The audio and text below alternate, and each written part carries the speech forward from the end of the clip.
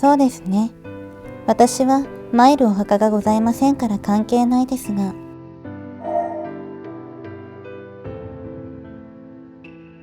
そうですね。お墓参りに限らず、お葬式の文化なんかも興味深いものがたくさんございますよ。骨紙とか。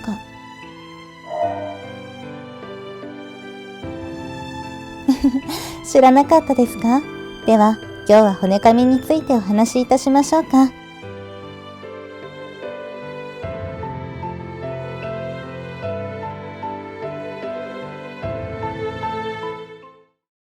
お葬式の風習は地域によって多様性がありますが、中でも私が好きな骨紙を紹介させていただきます。皆様はこの風習をご存知でしょうか？文字の通り骨を噛むことなのですが、地域によっては古くはこの風習が行われていたといいます。一部の地域では葬式に行くことを骨噛みに行くなどということがあります。お客様の中で聞いたことがある方もいらっしゃるかもしれませんね。そのことからこの文化は間違いなく実際にあったことであると考察されることが多いようです。個人の骨を噛むという行為がやや常軌を逸している部分もあり、コミュニティの外から見ると異様に見えてしまうため、秘匿性の高い風習となります。つまり、行う当人たちもコミュニティの外から見られた場合よろしくないことを理解した上で行っているということですね。そのため、情報は少ないのですが、この風習にどのような意味が込められているのかお話ししていきましょう。まず、この風習の対象になる、つまり骨を噛まれるのは、長寿を全うした者や人々に尊敬されていた人物となることが多いそうで、死者の肉体を体内に取り込むことで生前の能力を得る、そんな意味が込められていると考えられます。位牌は万病に効くなどの理由で人を焼いた骨を湯で溶かして飲むということがあるそうです。実際に不治の病の患者がどのような薬も効かないという最終段階で位牌を薬として飲んでいたなんていうお話があります。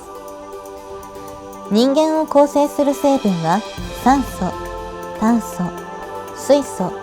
窒素、カルシウム、リン、カリウム、硫黄、ナトリウム、塩素、マグネシウムなどで焼く前も焼いた後も同じ化学的構造を持っておりますが、食糧難の時代ならまだしも、そうでない現代にはもっと効率的に栄養を摂取する方法がございます。位牌は万病の薬だと信じて疑わずに摂取したら、背徳感も相まって偽薬効果が働きそうな気もしますけれど、この風習はそういった合理的な考え方で説明がつくものではなさそうです。この風習には先に述べた例以外にも、最愛の配偶者の遺骨を噛むということがあり、これは最愛の人を失った悲しみからの行動とされております。なくしてもなお自身の中で生かそうということですね。そういう点を踏まえて、やはりこの行為は科学的な根拠に基づいた行動などではなく、人間の感情を表すものであるということがよくわかります。皆様、いかがだったでしょうか？実はこれは日本の風習に限らず、国外でも同じような意味合いで屍の肉を食うケースもございます。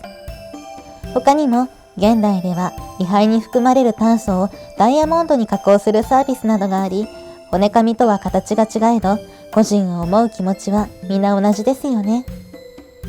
さて、もし鉄線がなくなったら、私が骨を噛んであげましょう。